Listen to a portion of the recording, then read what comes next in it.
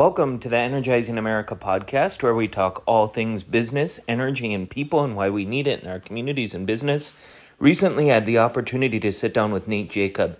He's Wescom's Bakken operations manager, to discuss his journey over the past 8 years. Nate has a great story and has been with Wescom through the ups and downs. He's grown from an apprentice up to a leader of over 50 people in the Bakken forest. I'm privileged to have team members like Nate to help lead Wescom. Enjoy this episode. You will not want to miss it.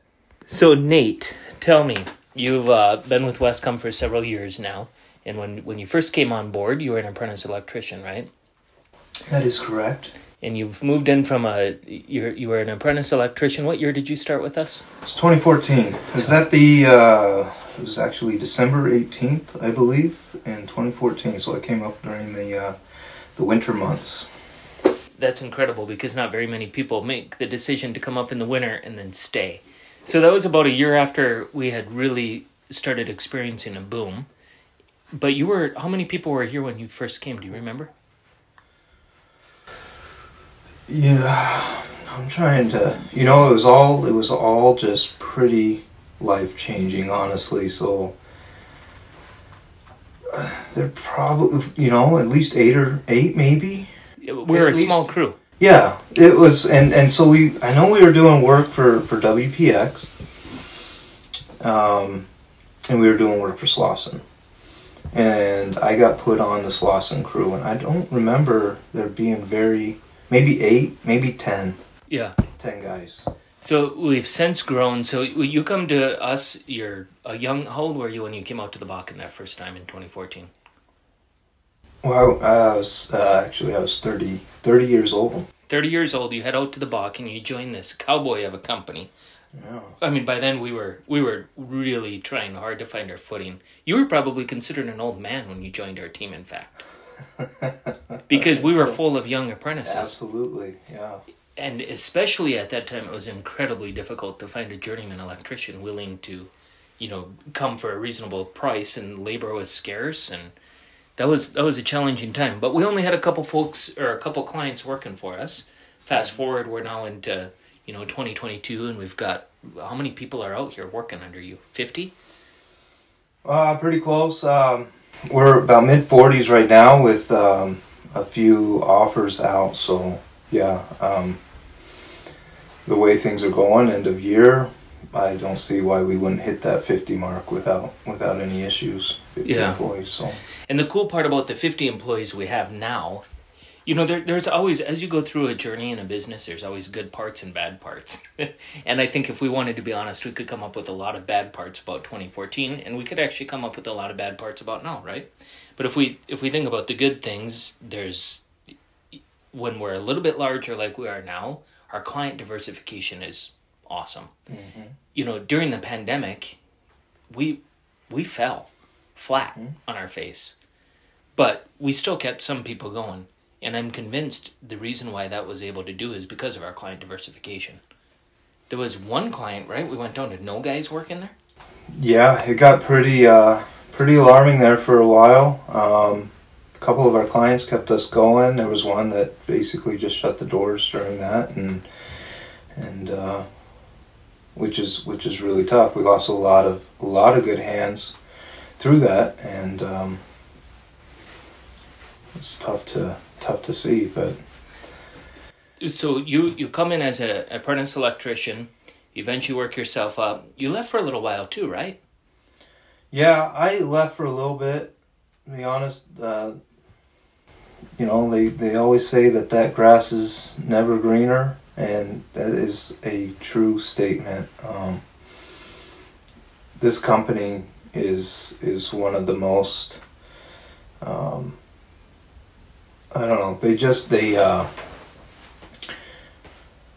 it's the empowering, I think, of people and giving the opportunities, and we want everyone to succeed internally, and you don't always get that with other companies. You're just a number to them, right?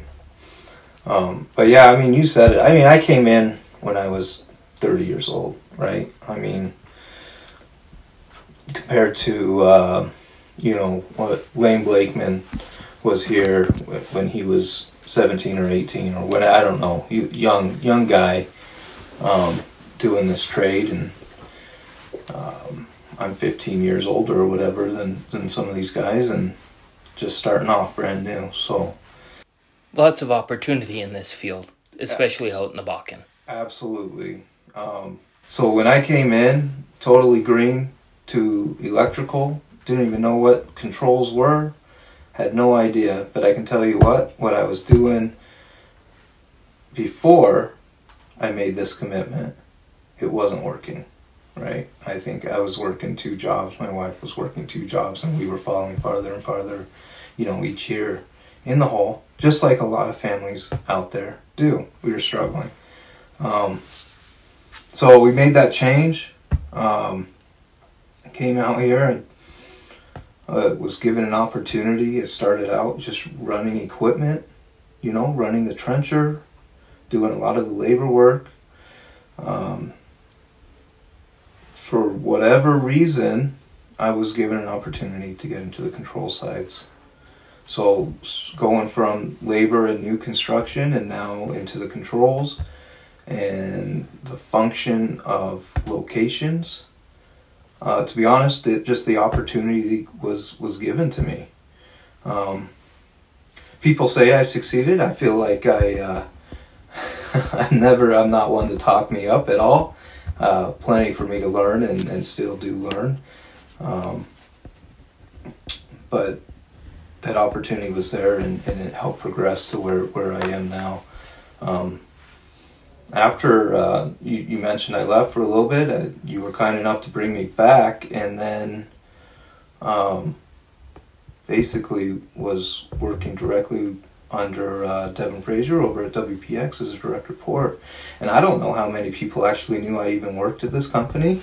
We rarely saw you. Because you never saw me. Yeah, you went straight out to location. The work orders came directly in from our client, and I worked my daily schedule through them. In fact, somebody made the comment when you guys were looking, we had some transitions happening at WPX at that time, and some management was moving out, and there was discussion of, who are we going to get to fill this role? Who can step up and do this? And I think someone put my name out there, and the response was, well, who is that? And that's my current boss, who now knows me, John Simons, and he finally knows who Nate Jacob is. But he I don't think he knew who I was. So but that's just how it was. I was working directly for Devin Fraser over and Josh Halverson over at WPX, and just taking care of that client more on a one-on-one basis. So but yeah, you guys blessed me with that opportunity. Somebody mentioned my name. You guys gave me the opportunity. I think stepped in there, and we had, I think, 2 new construction sites going at any given time, plus the artificial. They kind of ran it in 2 separate stages. So I want to say we had close to 30 guys before that dang COVID hit, and we were up and running and cruising. Really, it was really fun to see the progression there, see that take off. We head into COVID, things really got tough, but we come out of COVID, and all of a sudden you're no longer a direct report. And Mr. Simonson, the interesting part about that whole deal, Nate, John comes from a very commercial and residential background, right? And he knows industrial, and especially now, that the dude is phenomenal with his wealth of knowledge. But he had to get his head around the way employees work in the oil field, and the way you're working for Wescom, but so often our producers end up pretty much snatching our employees and dictating what their days look like. Now I think post-pandemic, some of that has shifted a little bit. We don't see that as much. But I think there's another thing that happened there too, which, as we elevated you into a management role, we finally had an actual presence in the Bakken that was here all the time. And I think that gave our clients confidence to always call the client relations manager that's here to delegate the work to the person you see fit. Absolutely. You know, that was missing pre-pandemic, and I think that's been one of the coolest things that came out of the pandemic was the need for us to recognize, okay, as we recover, and if we want to be, which we absolutely want to be in the Bakken for the rest of our life, we have to have somebody who lives and breathes in the Bakken. And I think, you know, it's pretty obvious you've done a stand-up job. When we came out of the pandemic, what did we have, 20 guys? Not even, 12? I don't even think we had that many. No, it wasn't very many. It was a bleak Christmas party out here, one specific year. You know, when we had almost 60 guys right before the pandemic hit. Mm-hmm. And I think we went all the way down to, I think it was maybe a dozen, maybe even less. I don't remember. You know, 2020 has such a dark hole.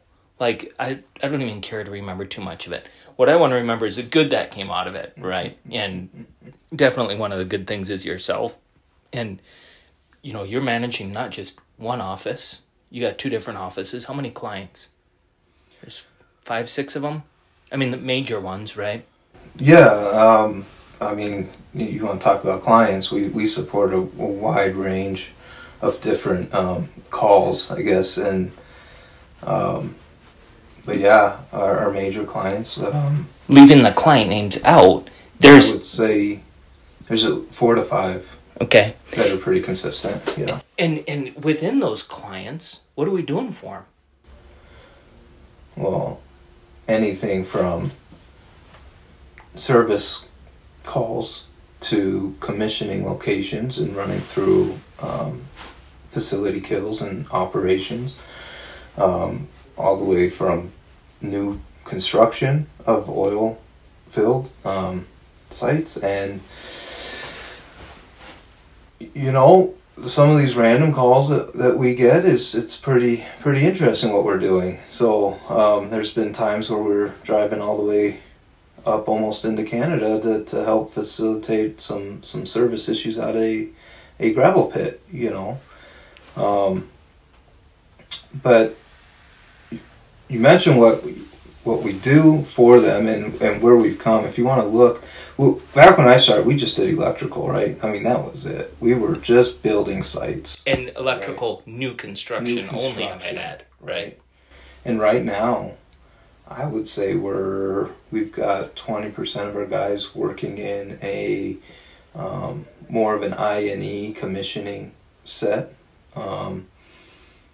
I would say, you know, another 30 or so is into maintenance work and keeping the facility operating, and then the rest over in new construction. So we've kind of branched that out. We even have, you know, clients coming and asking for oddball stuff, and, you know, we don't like to turn stuff down. We'll support however we can, and you know, one of our clients asked us to go and tank strap their facility. You know, one of their new facilities that comes online has to be ran through and verified that the measurements and the readings and all that are correct within their tanks, and sent off to the state for acknowledgement. And it's pretty interesting, but it's something that, you know, we've always had that mindset here at Wescom is, yeah, we will take care of you, whatever's needed. I remember just taking those calls and you know, going out and servicing the client. And it's not just me. There's plenty of employees here. I could just list off so many names that you get that call, and it's that willingness to go out in a negative 20 degree weather and go climb a radio tower because comms are down, you know. And it maybe it's Christmas Eve or it's over a holiday break, and those phone calls come in and we take them. And there's not even a question about it. We go out. So when you're heading out on that service call, I mean, I don't know if people realize that's literally true stories, right? Negative 20, climbing a radio tower, Thanksgiving, client barking. The client is never around on the holidays, right? That's why we especially get those calls. You know, while they're opening up their Christmas gifts, they're wondering why we're not getting the work done. But you're right. We've always just embraced that.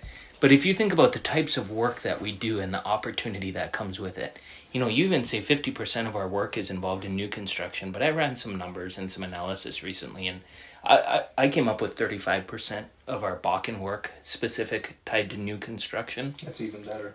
I think the other 15% that we're talking is more on like MOC work, right? Management of change, they're upgrading a facility, so it still is construction related, but one of the good things about it is that allows us to have a bit more confidence long-term about the Bakken. Absolutely. So when we're hiring people and they're bringing their families here and they're making this their permanent home, it feels a bit better that, when oil prices dip and production goes down and construction stops, we still have a very solid set of work. I mean, one of our clients up in Williston, that's all we do is maintenance.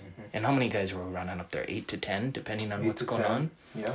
And it's just literally we get a work order every day. Jason sits there in the office, collects the work orders in the morning. Those guys all show up. They got the best camaraderie and attitude towards safety and watching out for each other. And they, I got that work order, I'll take that one. And off they head. And they do a bang out a 12-hour day. And then they show up again tomorrow at 7 a.m. and do it again. And even we had one guy up there, an apprentice electrician, worked himself into a journeyman electrician standpoint. He got licensed, this year? Got married a few months ago, and he's running one of your biggest clients over here in Watford now. Those are the kinds of opportunities that exist for the young kid that wants to come give it a try. Yeah. You see that all over the place out here with Wescom. I mean, I've got stories from wanting to pull my hair out back when, I was running the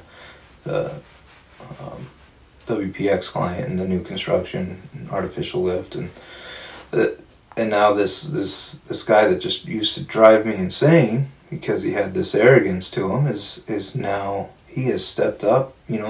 We've grown into this. We've got this relationship that's just it's great. We trust each other. We acknowledge each other, and he's succeeded in this company. I mean, he's he's over on our commissioning crew, and now he's running through and testing these facilities and commissioning these facilities for one of our biggest clients. And like the growth that you see with these like you said, these apprentices, whether you want to go and get your journeyman card or maybe you slide more into the instrumentation control side and you take that route into more of a programmer. It's really cool to see. But the opportunities have always been there to succeed if you want it. If you want it and you have that work and drive, there's nothing that really keeps you from growing within this company. Right. I love the story of Calvin, right? Because he was one of the original 4 or 5 that was here. And, he comes from Wisconsin, starts out as an apprentice, and we're just picking up the dirt work at that time. Like whatever the other contractors don't want, we're scraping up. But he fell in love with it. And he just wanted to succeed. So before you know it, he becomes a journeyman electrician. But along the way, he really loves controls. So he gets super active in controls. The cool thing about the Bakken is that it's not just the companies that provide the opportunity like Wescom, but it's also the client. That client really believed in Calvin and gave him an opportunity, just like they did with you. You guys can go learn all that stuff. And now Calvin moves back to Minnesota, which was his worst mistake he ever did, if you ask him. But there he is in Minnesota, and he hopefully came with a savings account, and same kind of, you talked about that financial benefit of even coming out to the Bakken. You combine opportunity with financial benefit, and you can seriously propel your future. And I think that's kind of a missing story in the Bakken, because I don't know how it was for you when you first came, but when you told people you were in the Bakken within your family, or when you told peers or anyone, like, I'm working in North Dakota, what kind of response did you get? It wasn't like... It was kind of shocking, actually. And honestly, it's never... It's always, are you still up there? Why are you up there? Well, this is where the work's at. The work is good. That's it. What else? What other reasons do you need? Yeah. It's given me the opportunity to succeed in life. This work up here. Like I said, we were struggling, every year, and quickly with, I always had that work ethic behind me, just never went anywhere with my current state. And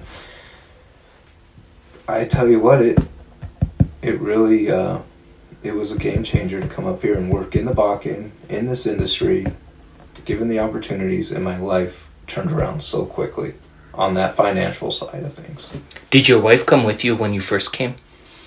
She did. She was up here for, I brought her up for a little bit. And then what happened after about a year, her family's from Idaho, and her dad actually got deployed, serving in the Air Force at the time. He was deployed out. And so she went back and lived with her mom while he was gone. There was probably 3 years, I would say 3 years, that we actually lived apart.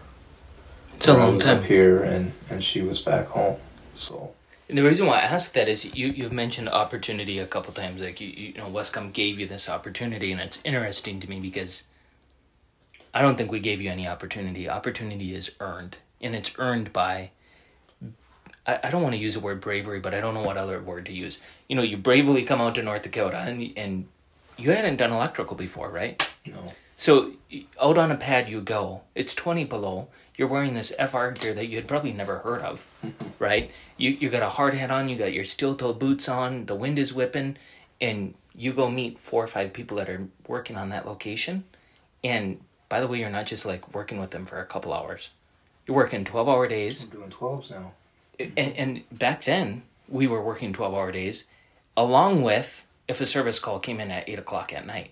And we still do that, but you yourself are much more comfortable with that now. So, the person who's willing to come out and put up with that, because we've had sometimes folks come out, they want to be an electrician, and they arrive out on location, and in their head, an electrician stands by a panel and does some terminations, and I don't know what they think, but they don't last here, right? Because if you're going to have to lace up your boots, you're going to be the one digging that trench, you're going to be the one, installing a lot of cable tray, doing a lot of, using your hands a lot. You're going to be running a lot of grounding. That's the first thing that we do on those locations is you do a big old ground ring, and it maybe isn't the funnest thing to start with, but it gets you the basics and you work up from there. But if you're not willing to do that, stepping up, you're probably not going to be given an opportunity, right? So I think we earn opportunity. You come out here, you were here for a while, you went back home, tried something else. What brought you back that second time? And you said the grass wasn't greener. The management style, everything was just, it wasn't a right fit. I think we actually talked a couple times, or I don't know, maybe somebody got wind that I wasn't happy with where I was, and maybe you reached out to me. I can't remember what happened. You basically said, "Hey, I got this. We need this support here," and I think we kind of it wasn't even a no-brainer. I was just like, "Yeah, that's for me. I can do that." I don't. Yeah, that is right. I remember that time, and that client really wanted a direct report person, and I had thought back to our prior working relationship and man, Nate's the right guy for that. The challenge with that is you're always like, I don't want to pull somebody to where they don't want to go, right? So I hope I didn't pull you back. I hope it was well, I know I didn't, because it wasn't even a question. It was I think I made that I gave notice that same day, and I was like, yeah, I'm out. So when you've been in the Bakken for 6, 7 years, 8 years now, are there any surprises about the Bakken that you think back I can't believe that? I mean, it has to be you met some serious oddball Wisconsin kids over the years. I mean, that had to have been a surprise. 18-year-old cheeseheads out here that can move a shovel fast, by the way. It is so impressive. Everybody has their, like I said, you can get irritated with some of these young bucks, but I tell you what, there's a lot of good that comes with them too. It is very impressive with the work that they can get done. It's a work ethic that's lost, I think, a lot of the times. The biggest thing, I mean, you say Wisconsin, young men, kids, whatever. But the thing is even in the Bakken, not many people are from here. Everybody's coming here to work. A lot of people are, from Texas or Arkansas. These are different cultures, different, it's just, there is a mix up here of just, what's the word? Different, it's a very diverse workforce diverse. Here. Yeah. Yes. So that's the funnest thing is, you get to learn these backgrounds and where these guys come from and what they've been doing, and it's not the same. It's not the same from Wisconsin to Arkansas to where these guys came from. So it's pretty cool to see what these guys have been doing and what skills that they bring to here to the Bakken. I remember another awesome employee of ours, Warren Corey, when he came out here. I remember visiting with him at our shop one night, and he said, "You know what the coolest part about this, Shane, is? Everyone you go up to, you can ask them one question, and you'll have a long conversation. Yeah. Where are you from?" And off you go. And they're not from here, right? They've got this huge backstory behind them, and it's pretty cool. It's fascinating to meet all those people. Do you find like you have time to actually ask them those questions nowadays, or is it different? Yeah, it's not as maybe it's not as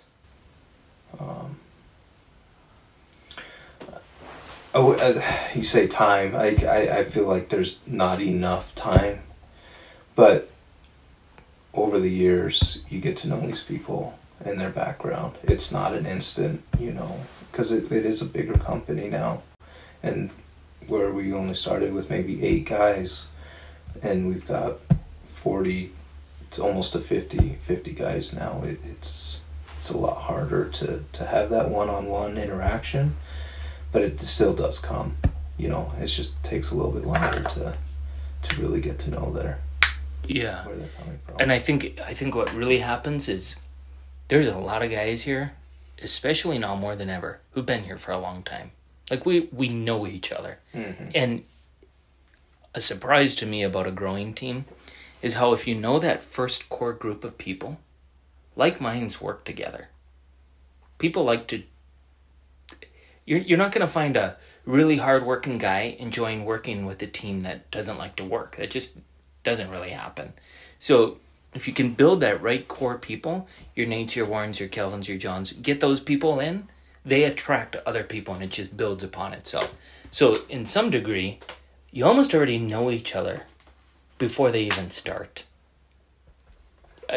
I can almost tell when I meet somebody on a location, I feel like I could state their story just based on who they're working with, if they're smiling and they're having a good day. Okay, I know that Dylan, I already know his backstory just based on the way he's interacting with Zach. I can tell they have the same background, right? Mm-hmm.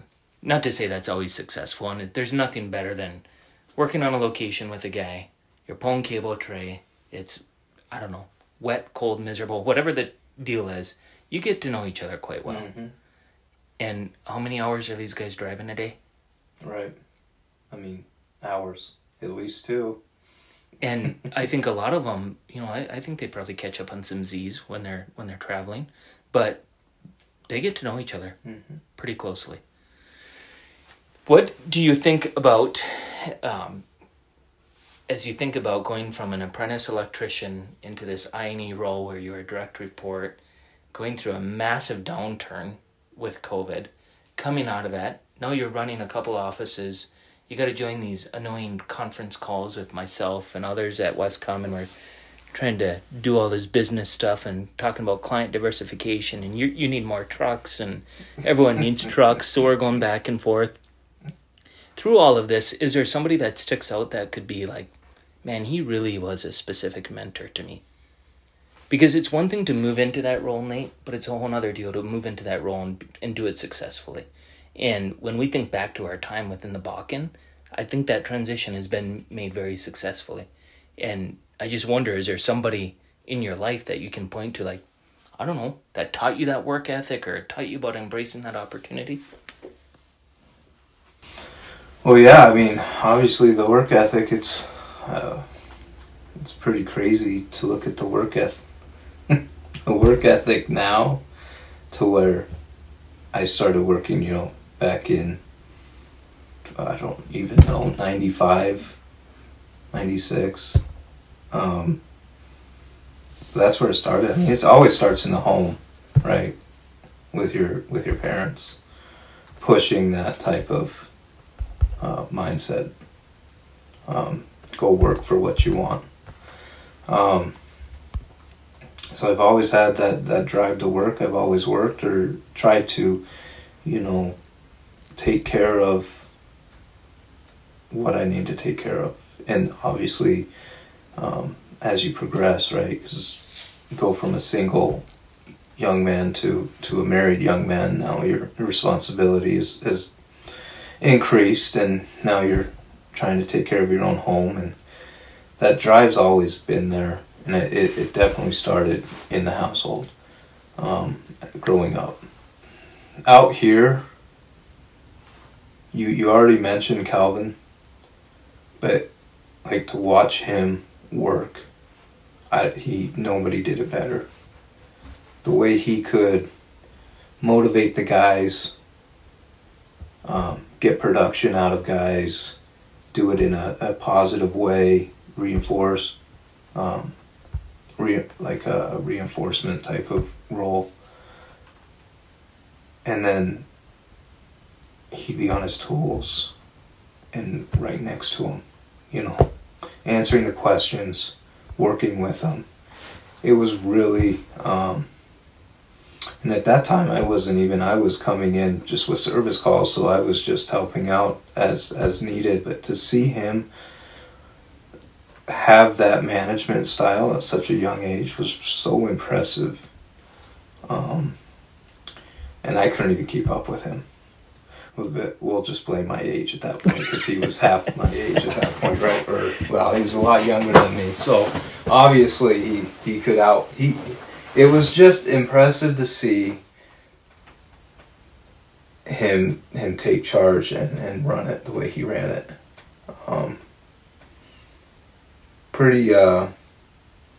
And I didn't know Calvin too well. He was always really quiet at the group meetings and things like that. He never spoke up, and I don't know how, but we ended up riding together for a couple things, and boy, I was like, man, this guy just won't stop talking. Who the heck is this guy? Just started talking. What a cool experience, because we got to know each other's backgrounds, from how we grew up, even into religion, but we got to know each other in such a short time back then. Couple car rides, like you mentioned, and we knew each other's backstories. But he just had this engagement, like he really cared.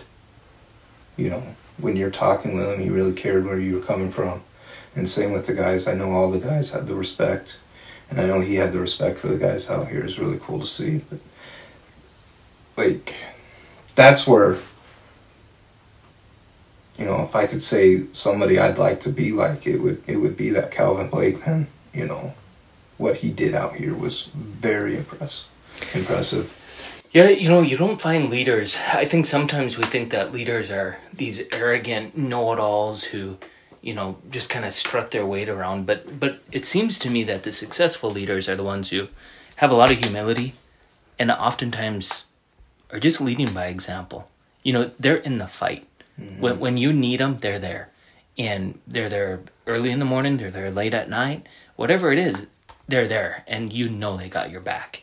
And I think that's what Calvin really instilled when I worked with him, and still to this day, I can't keep up with the guy. And I oftentimes think, the humility of a leader is so important, but right with it, you have to be like a servant-style leader too. So, a humble person who just humbly tells everyone else what to do doesn't get very far. But a person with humility that's also willing to get crap on their boots, you know, and lace them up when needed, those are the kind of people that you can get around and work with. And I think they get places. What's your favorite type of work to do out here? I'm going to say this is probably the hardest position I've ever been in, is managing clients and guys. And it's not a bad thing, but it's different. It's not something I'm used to. What's my favorite part, or, you know, favorite, I'm going to be honest with you. Jason called me up, Jason Perry, one of our managers up there in Williston. He called me up. He was shorthanded, asked for some help. We didn't have anybody available, and I told him I could do it. I'd do it. I think I helped him out for like 2 days out on service calls with this client. And to be honest with you, I loved every minute of it. It was, not to say, this is the management, it's a mental game as well, but the troubleshooting that goes into a service call, and then the satisfaction of getting it up and running, it's a great feeling. It's got to be awful rewarding when you can call the client and say, yep, it's done and she's running. Back up and running. Especially when oil is at 80 plus a barrel and everyone's freaking out when that well is down. The thing that, you know, when you're in management, you really have to start tweaking your mind. Maybe it's not this way for you, but for me, I've had to, in my head, success or like production is something I physically went out and I did and I seen, right? Mm-hmm. When you're in management, you have to think like, well, it was a good day because all my crews had work. They all went and did it safely. They all came back. I went out on the location. I worked with them a little bit. Life is good. But really, even the fact that Jason called you, if you hadn't been a good manager, Jason would have never felt free to call you. There's so much trust that is necessary for, you know, a manager to be able to call his boss and say, hey, I'm short a guy. Because if you're the kind of a manager who's, well, go figure it out, he ain't going to call you, right? But he knew if he called Nate would look around and try and find people to send up. And if he couldn't find anyone, guess who's going to show up? It's Nate, right? So it's easy for you to say, well, that was a successful day. But don't forget that if you hadn't built that trust, he would have never called, right? But yeah, you're right. It's a mental game when you're in management. And I think everything looks rosy from afar, you know? And you're right, you didn't call and say, hey, can I please be a manager? But I think when we look for people, we look for certain qualities of people, and you've met those qualities, and I think you're doing a stand-up job, so I hope you don't leave, but if you need to find a different position within the company, I guess we'll go that route. But I think the whole point of this is that what do you call yourself, a Utah boy or Idaho boy? I don't even know at this point. Does it really matter? Yeah, I guess you're a Bakken boy. This young Bakken boy, right? He comes out and starts out as an apprentice electrician and gets into that I&E role, moves into a management role. First you were just a lead, you know, then a client relations manager essentially, and then end up managing the Watford office. At the time we were in Newtown.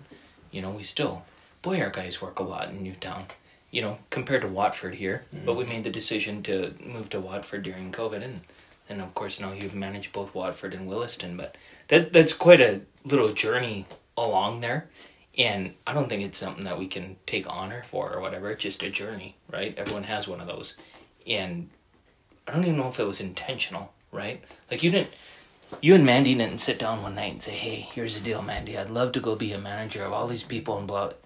You're like, hon, we gotta pay some bills. It's really just trying to take care of our homestead. We got to change this. And North Dakota is a great spot to go and do it. So if you had to do it all again, or if you were talking to some 30-year-old young married guy with a wife who's struggling to pay bills, would you say come out to the Bakken? Absolutely. I do all the time. You know, there's always opportunity out here.